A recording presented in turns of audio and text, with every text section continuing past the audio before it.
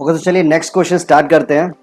Same वही pair of linear equation है, लेकिन बहुत इंटरेस्टिंग क्वेश्चन है। क्यों?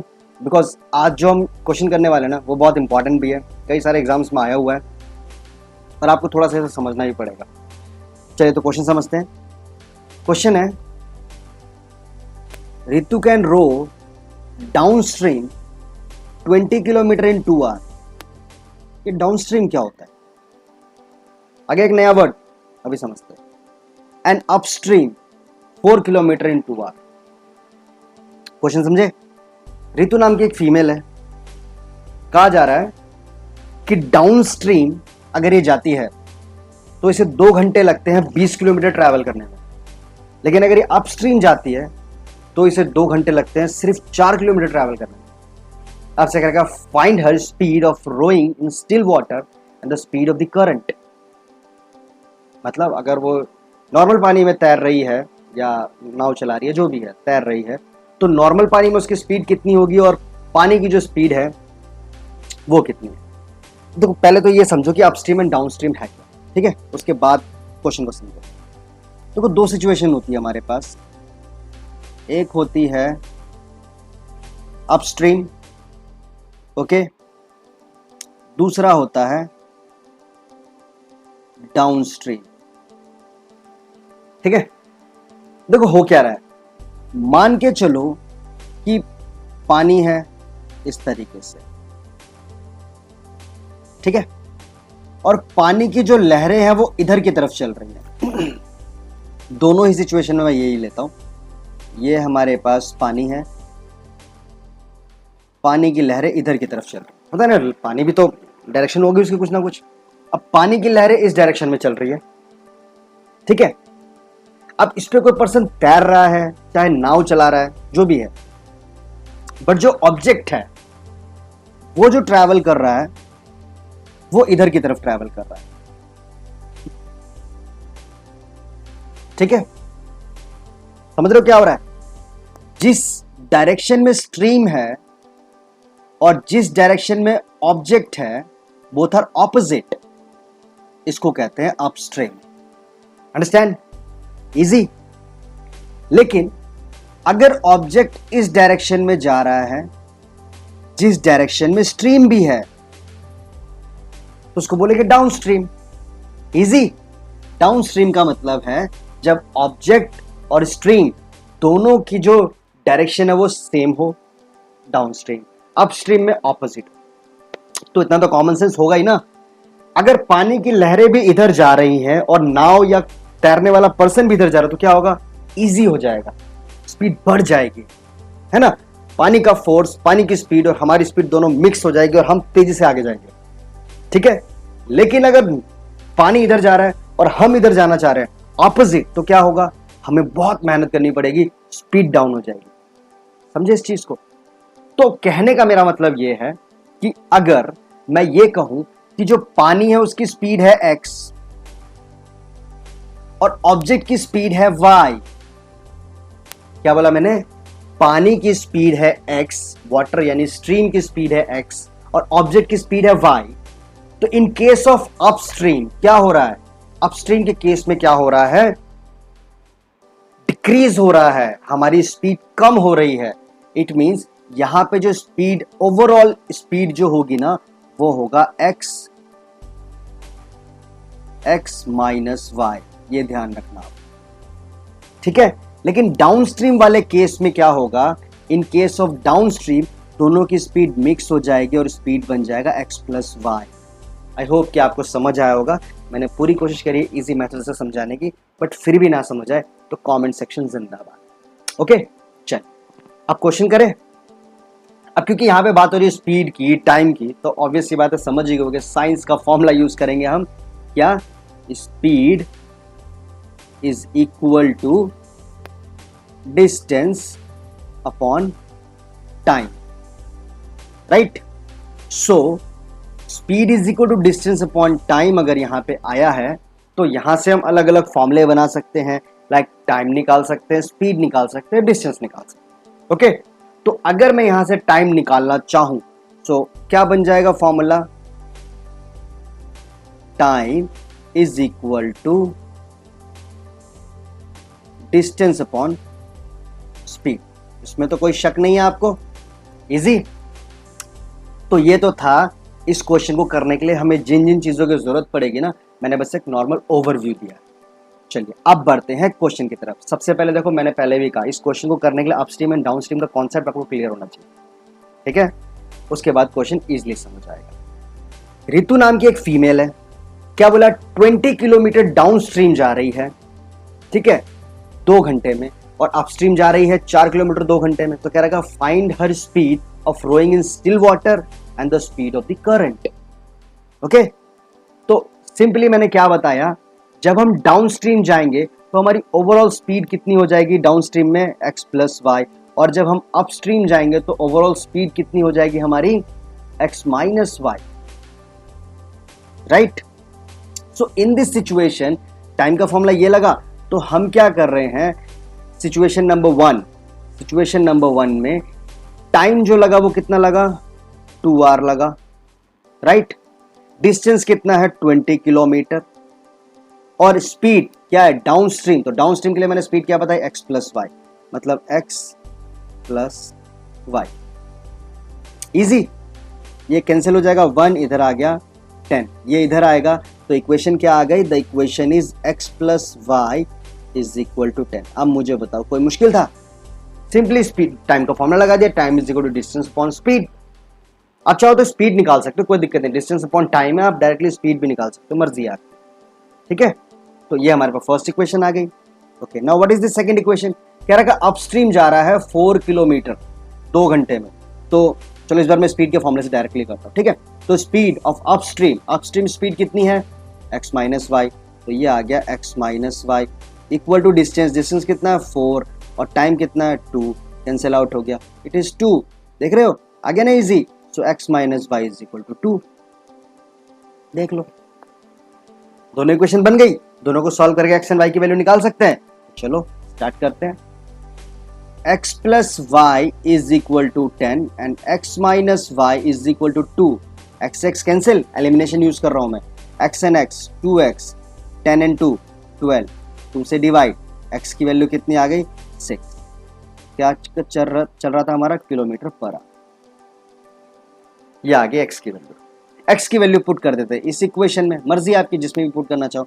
तो 6 plus Y is equal to 10, 6 इधर प्लस के इधर आके माइनस कर दो, तो y is equal to 10 minus 6 is equal to 4, तो y की वैल्यू आ गई 4 kilometre per our.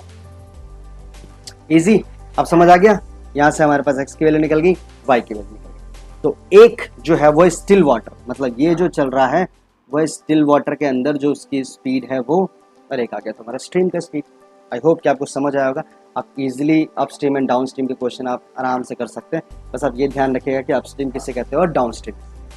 Okay, video को पॉज कीजिए, क्वेश्चन को राइट कर लीजिए, अंडरस्टैंड कीजिए, ना समझ आए तो कमेंट सेक्शन में कमेंट कीजिए, मैं सॉल्व करने की कोशिश करूंगा आपके डाउट्स को। मैं तब तक व्हाइट बोर्ड रब कर लेता हूँ, बढ़ते हैं क्वेश्चन नंबर 2 की तरफ। ओके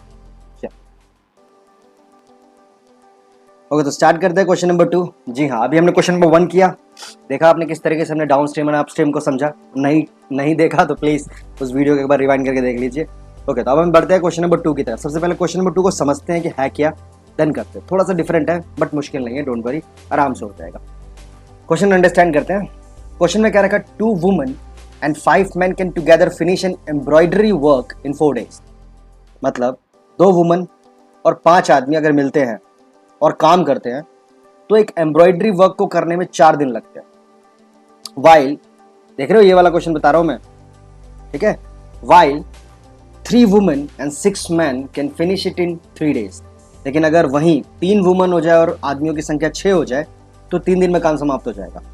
कब से करेगा, find the time taken by 1 woman alone to finish the work and also the time taken by a man alone.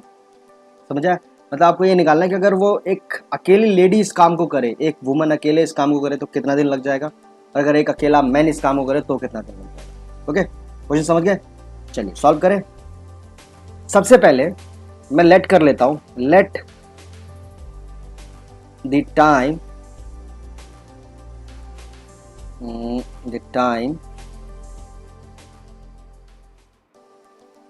taken by one woman alone to finish the work। मैं मान लेता हूं कि इस लेडी को इस काम को कंप्लीट करने, मतलब अगर एक अकेली लेडी इस काम को करती है तो उसे कंप्लीट करने में x डेज लग जाते हैं। कितना कहा मैंने? x days. मैंने इसे x मान लिया। ओके, तो कहने का मतलब कि अगर वुमन, एक अकेली वुमन काम करेगी तो x दिन में ये पूरा काम कंप्लीट होगा। So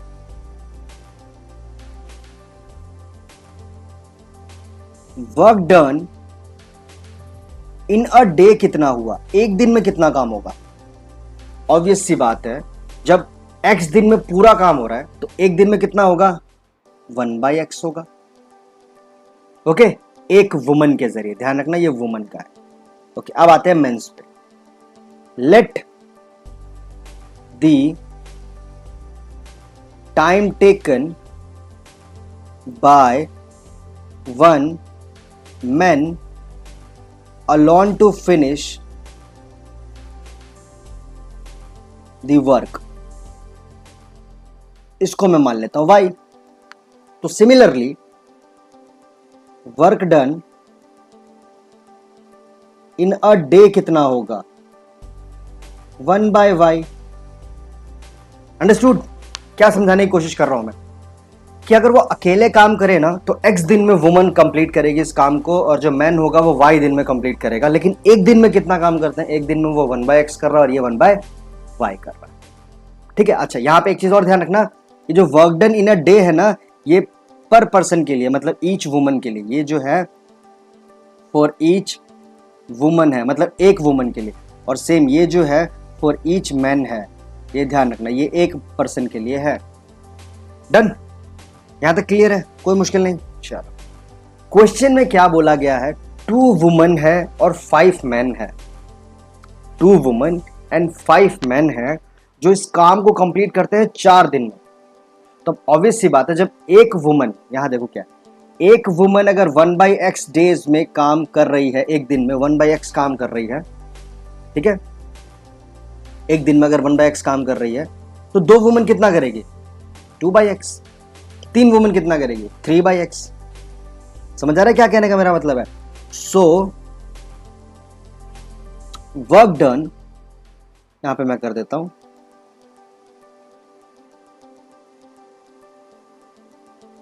work done by a woman, sorry इसको थोड़ा सा यहां कर लेते हैं। वर्क डन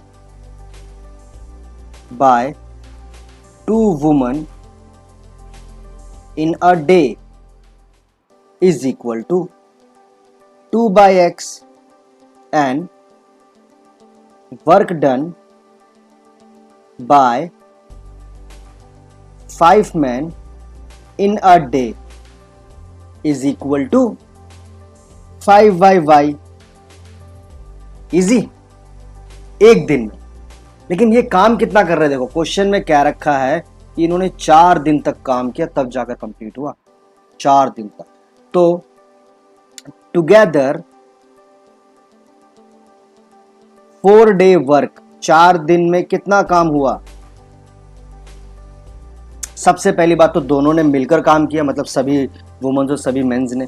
जब सभी वुमेन एंड सभी मेंस मिले तो कितना काम हुआ? 2/x plus 2/x plus 5/y, ये इन्होंने किया। और क्योंकि 4 दिन तक काम हुआ है तो मल्टीप्लाई बाय 4, है ना। ये जो काम है वो तो एक दिन हो रहा है ना, अगर आप ये देखो तो ये जो काम है ये तो एक दिन में हो रहा है, तो 4 दिन में कितना हुआ? मल्टीप्लाई बाय 4, ठीक है। तब जाकर क्या हुआ? पूरा का पूरा जो काम था वो कंप्लीट हुआ। पूरा काम क्या हुआ? कंप्लीट हुआ। आई होप कि अब आप समझ गए होंगे। नहीं समझे तो एक बार प्लीज वीडियो को रिवाइंड कीजिए, लेकिन मैं फिर भी एक बार समझा दूं। देखो मैंने क्या किया। नंबर 1, मैंने यहां पे ये देखा कि मैंने मान लिया कि एक जो वुमन है वो पूरे काम को करने में x डेज लगाती है, ठीक है। पूरे काम को x डेज में वो कर रही है। फिर मैंने देखा कि वो एक दिन में कितना पार्ट वर्क कर रही है, एक दिन में कितना कर लेगी, तो ऑब्वियसली बात है 1/x। सेम मैन के लिए आ गया, एक मैन का मैं मान लेता हूं उसने टोटल y डेज में काम कंप्लीट किया, ठीक है, तो एक दिन में कितना पार्ट कंप्लीट किया, एक दिन में 1/y किया। अब ये तो एक पर्सन के थ्रू हो रहा है ना, यहां पे तो नंबर ऑफ पीपल भी ज्यादा है, 2 वुमन है 5 मैन है, तो भाई 2 वुमन है तो इन केस ऑफ 2 वुमन ये 2/x काम करेंगे, और in case of man 5 man है तो 5/y काम होगा। ये एक दिन में होगा।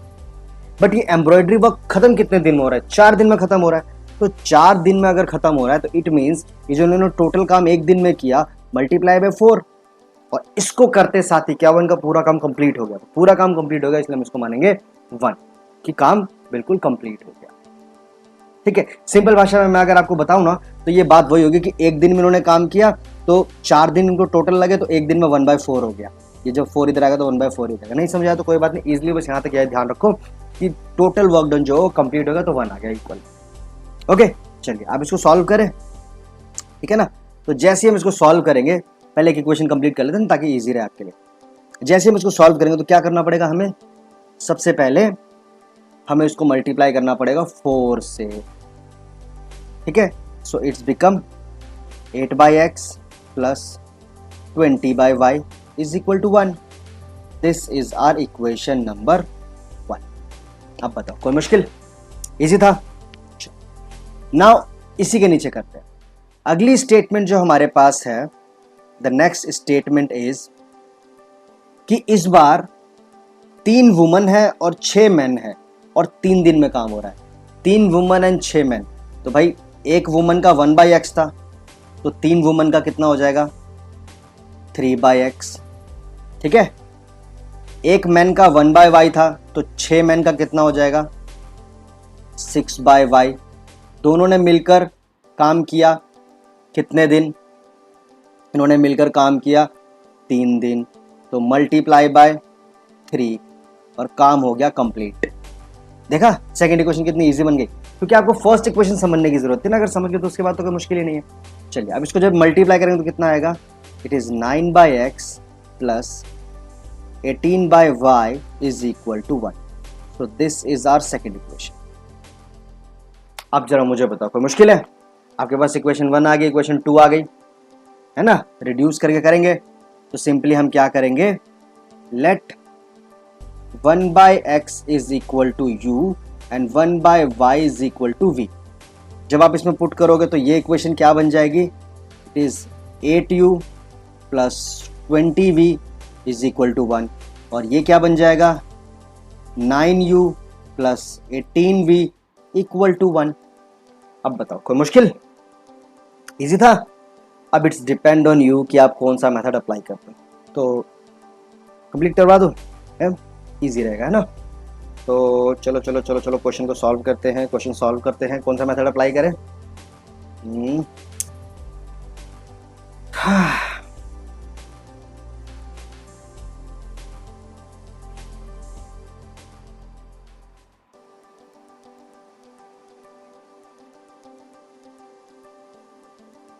चलो सब्स्टिट्यूशन करते हैं, ठीक है, सब्स्टिट्यूशन करते हैं या क्या करें, एलिमिनेशन करें।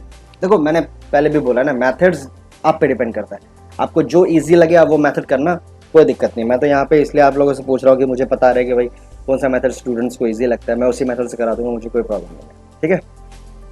सो क्या करें, एलिमिनेशन है। चलो ऐसा करते हैं, हम यहाँ पे करते हैं मेथड ऑफ एलिमिनेशन, वो ज़्यादा बेटर रहेगा हमारे लिए ना।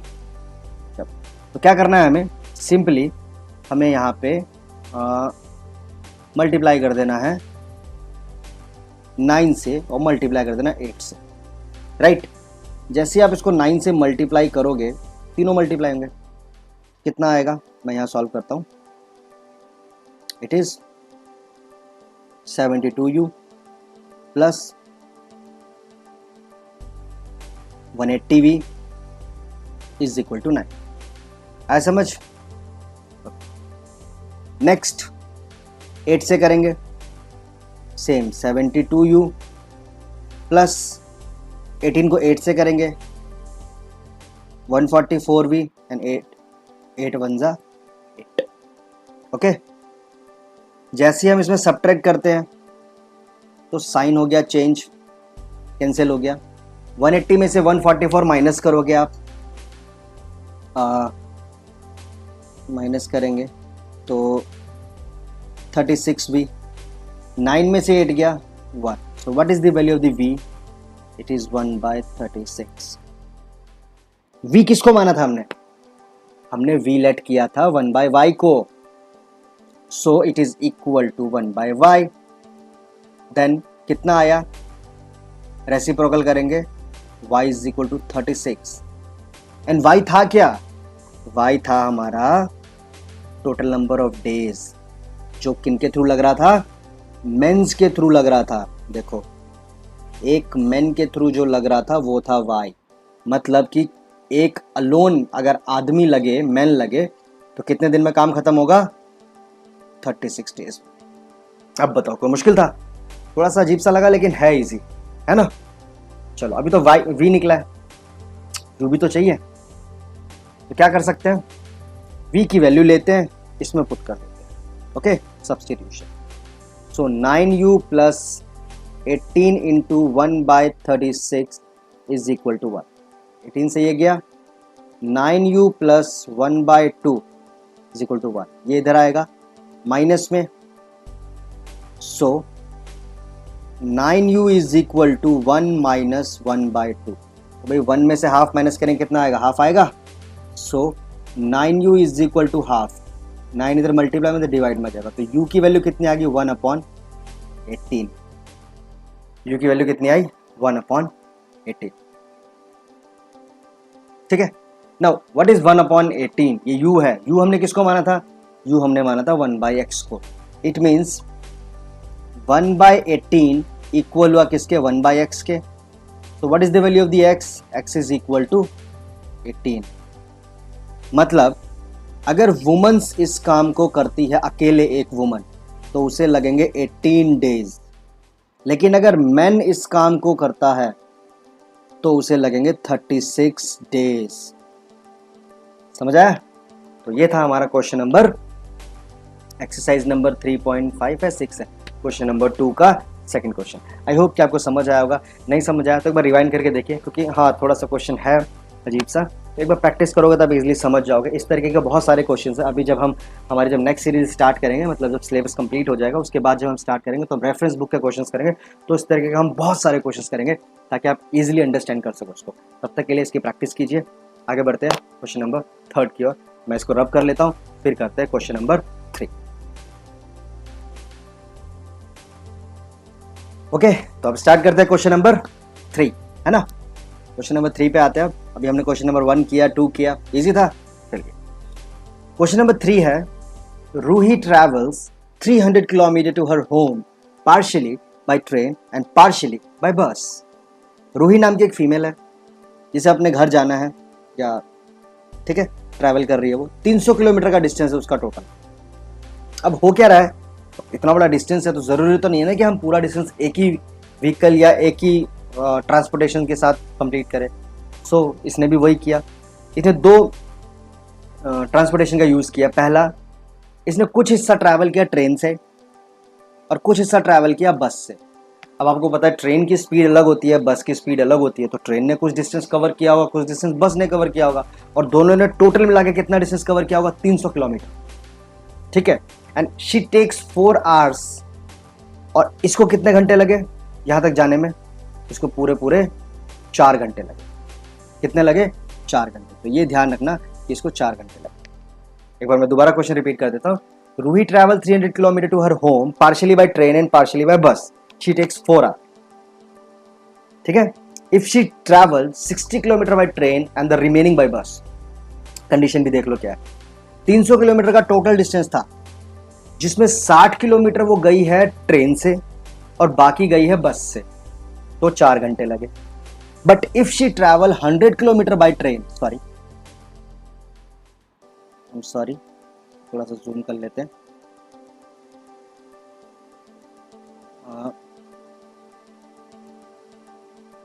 Sorry for the inconvenience. आप देख लो जरा क्या बोला गया है, रूही ने 300 किलोमीटर ट्रैवल किया, जिसमें से 60 किलोमीटर उसने ट्रेन से ट्रैवल किया, बाकी बस से किया, तो 4 घंटे लग रहे हैं.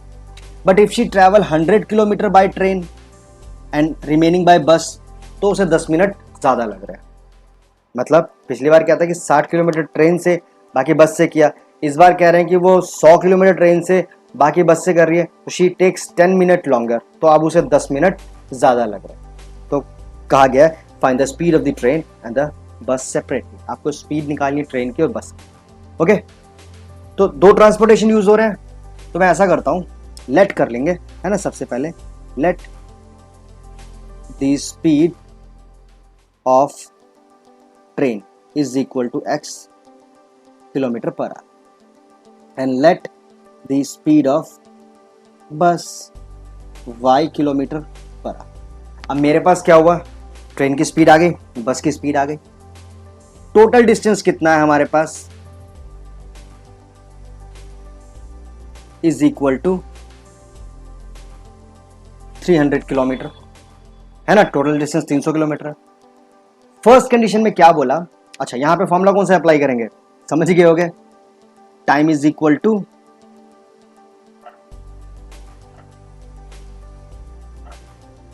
डिस्टेंस अपॉन स्पीड, ये है फॉर्मूला. ओके, करना क्या है देखो, स्टेप बाय स्टेप करते हैं. इसने 60 किलोमीटर ट्रैवल किया है किसके जरिए, ट्रेन के जरिए. ओके, सो अगर 60 किलोमीटर ट्रेन के जरिए ट्रैवल हुआ है, it means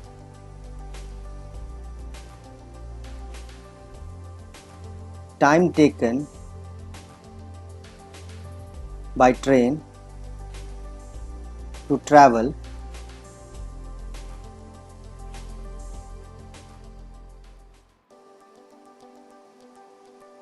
to travel 60 kilometre. कितना आएगा, फॉर्मूला क्या है, डिस्टेंस अपॉन स्पीड. तो भाई डिस्टेंस कितना है 60 और स्पीड कितना है x, तो टाइम कितना लगा 60 अपॉन x. ठीक है, बाकी कितना बच गया, 300 टोटल डिस्टेंस था, जिसमें से 60 उसने कवर कर लिया, तो कितना बचा 240 बचा ना, जो उसने किसके थ्रू ट्रैवल किया, बस के through. So time taken by bus to travel 240 kilometre is equal to 240 upon y. समझ आ रहा है, क्या मैंने टाइम निकाला. अब दोनों का मिला के समझ आ गया मैंने क्या बोला, ट्रेन के थ्रू 60 किलोमीटर ट्रैवल किया तो इतना टाइम लगा, बस के थ्रू किया तो इतना टाइम लगा, वो टोटल टाइम तो दोनों को मिला के ही लगा होगा ना. तो इसका मतलब 60 upon x plus 240 upon y को अगर हम मिला दे तो कितना बन गया, it is equal to 4 hour. 4 घंटे ही लग रहे थे ना. आ गई हमारी पहली इक्वेशन. आज समझ क्या किया मैंने, स्पीड का यूज करके मैंने टाइम निकाल लिया कि बस में कितना लग रहा है और ट्रेन में कितना लग रहा है. Then easy. अब देखो, अब इस इक्वेशन से है ना, इसको समझने के बाद सेकंड इक्वेशन आप इजीली बना लोगे. करना क्या है, ट्रेन का डिस्टेंस ऊपर रखो, नीचे x प्लस बस का डिस्टेंस ऊपर रखो, नीचे y equal to time. Easy. चलो अब आते हैं सेकंड कंडीशन पे. सेकंड कंडीशन में वो कह रहा है कि 100 किलोमीटर जा रहा है ट्रेन से. देखो अब मैं इसकी इक्वेशन यही बना देता हूँ, 100 किलोमीटर बाय ट्रेन, तो मतलब क्या हुआ 100 बाय x. क्या गया इसका टाइम, बताओ कोई मुश्किल है. 100 बाय x प्लस अब 300 में से 100 किलोमीटर तो उसने ट्रैवल कर लिया, तो जब 300 में से 100 किलोमीटर ट्रैवल कर लिया तो बचा कितना, 200 किलोमीटर भी बचा, तो 200 किलोमीटर बस से ट्रैवल किया है. It means 200 by y. और कितना ले रहा है, क्वेश्चन में कह रहा है 10 मिनट लॉन्गर ले रहा है, तो 10 मिनट लॉन्गर का मतलब है 4 घंटे तो लग ही रहे हैं, 4 घंटे तो लग ही रहे हैं ना, प्लस 10 मिनट लॉन्गर. 10 मिनट को आर में कैसे बदलेंगे, इट इज 10 बाय 60. पता है ना मिनट को आर में कैसे बदलते हैं, तो कितना हो गया, 0 से 0 कैंसिल हो गया. एलसीएम लेंगे तो 6 4 जा 24 प्लस 1, सिंपली इट्स बिकम, यहाँ कर देता हूँ मैं, सिंपली इट्स बिकम 25 बाई 6. तो जो इक्वेशन है वो आई 100 by x plus 200 by y is equal to 25/6। ये हो गई हमारी इक्वेशन नंबर 2। अब बताओ क्या मुश्किल था भाई? इजी है। अभी और छोटा हो जाएगा ये। अभी अगर आप चाहो तो इसे और छोटा कर सकते हो। कैसे? 25 से ये भी, 25 से ये भी, 25 से ये भी, सारा कट जाएगा। देख रहे हो? तो हुआ क्या, ये बन गया आपके पास 4/x plus 8/y is equal to 1/6। ये आ गया एक इक्वेशन। हो गया ना और छोटा? आपके पास इक्वेशन आ गई। अब आप आराम से स्टेटमेंट सॉल्व कर सकते हो। एक इक्वेशन ये है, ये भी छोटा हो सकता है। कैसे? पूरा 4 से डिवाइड हो जाएगा इजीली। ठीक है, तो आई होप कि आप ये क्वेश्चन को सॉल्व कर लेंगे। या क्या सॉल्व करके दिखाना पड़ेगा? करके दिखाऊं? चलो इसको मान लेते हैं इक्वेशन 1, सॉल्व कर लेते हैं, कंप्लीट ही हो जाएगा। ठीक है, इसको और छोटा करें या ऐसे रहने दें? आप बताओ जो ठीक लगे। चलो पहले ऐसा करते हैं, इसको सिंपल वे में चेंज कर लेते हैं। मतलब लेट भी तो करना है ना, दोनों में 1/x एंड 1/y है।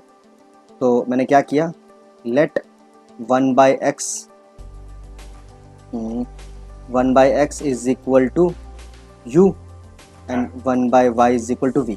तो जैसे ही पुट करोगे इसमें तो इक्वेशन क्या आ गई हमारे पास, 60u plus 240v is equal to 4। और ये वाली इक्वेशन क्या आ गई, 4u plus 8v is equal to 1/6। तो जैसे ही हम क्या करेंगे, 6 को इधर लेकर आएंगे, जैसे हम 6 को इधर लेकर आएंगे तो क्या मिला हमें, 24u plus 48v is equal to 1। एक इक्वेशन ये आ गई हमारे पास। यहाँ पे हम इसको 4 से, इस वाली इक्वेशन में हम 4 से पूरे को डिवाइड कर सकते हैं। तो जैसे हम इसको डिवाइड करेंगे तो क्या आ जाएगा हमारे पास, 15u plus 60v is equal to 1। देख रहे हो, 2 इक्वेशन आ गई। इसको इक्वेशन 1 मान लो, इसको इक्वेशन 2 मान लो। देख सकते हो इक्वेशन छोटी हो गई। यहाँ ये ध्यान रखना, ये 24u है, कहीं गड़बड़ मत कर देना इसमें आप लोग। This is 24u। Okay, now अब देख रहे हो गया इजी। अब आपको क्या करना है, इसको सॉल्व करना है।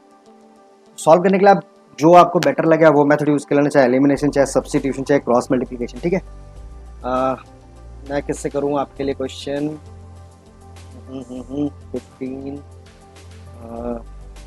चलिए ठीक है, सब्स्टिट्यूशन करते हैं, इजी सिंपल।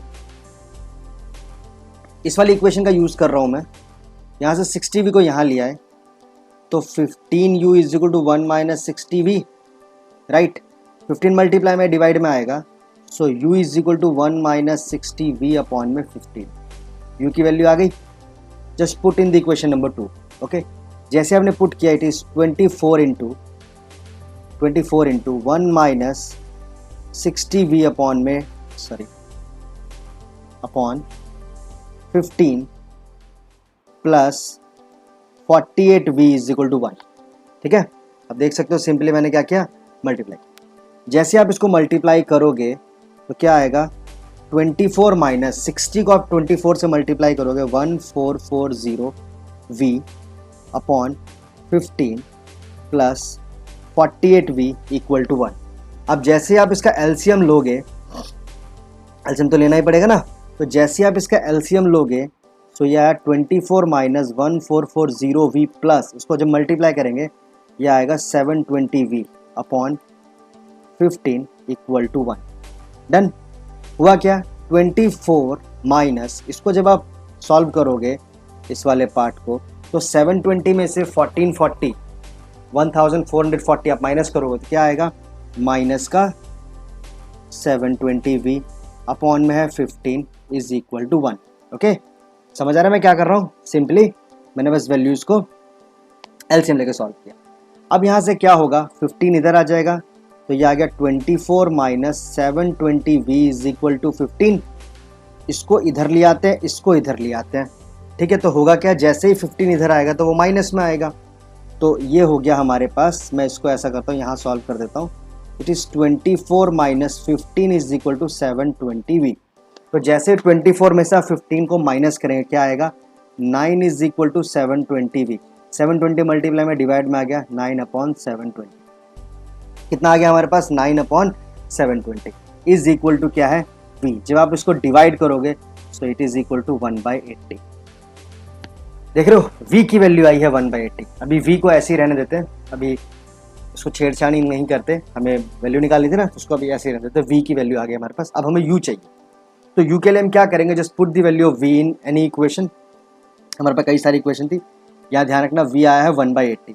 तो मैं क्या कर रहा हूँ, v की वैल्यू यहाँ पे पुट कर देता हूँ, है ना, सिंपली इसमें पुट कर देता हूँ। कितना हो गया, u is equal to 1 - 60 into कितना आया था 1/80। v की वैल्यू ये आई ना, अपॉन में 50। 0 से 0 कैंसिल हुआ, ठीक है, 0 से 0 कैंसिल, सिंपली कितना आया, u is equal to 1 minus it is 6/8 upon 15, ठीक है।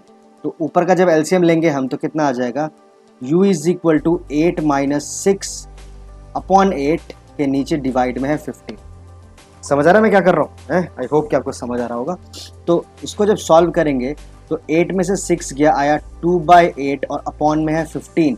तो सिंपली जब हम इसको सॉल्व करेंगे तो क्या होगा, u की वैल्यू आ जाएगी 2/8 ऐसी रहेगा, और नीचे वाली जो वैल्यू है रेसिप्रोकल हो जाती है, पता होगा आप लोगों को, तो ये हो जाएगा हमारे पास 1/15। ओके, अब इसको सॉल्व करते हैं, 2 से कैंसिल आउट हुआ 4, simply u is equal to 1/60। अब देख सकते हो u की वैल्यू आ गई 1/60 और v की वैल्यू 1/80। आई होप कि आपको समझ आएगा किस तरीके से हमने क्वेश्चन को किया है, ठीक है। यहाँ पे इसका रेसिप्रोकल किया तो u की वैल्यू आ गई 1/60। अब हमारे पास u एंड v निकल गया, v 1/80 एंड u 1/60। अब हम चेक करते हैं कि हमने u और v लेट किसको किया था, है ना, u और v हमने किसी ना किसी को लेट तो किया था ना। So here is u and v। u आया है 1/60, तो 1/x is equal to 1/60। v आया है 1/80, सो 1/y इज इक्वल टू 1/80। जैसे इसको रेसिप्रोकल करेंगे सो कितना आया हमारे पास, x is equal to 60 and y is equal to 80।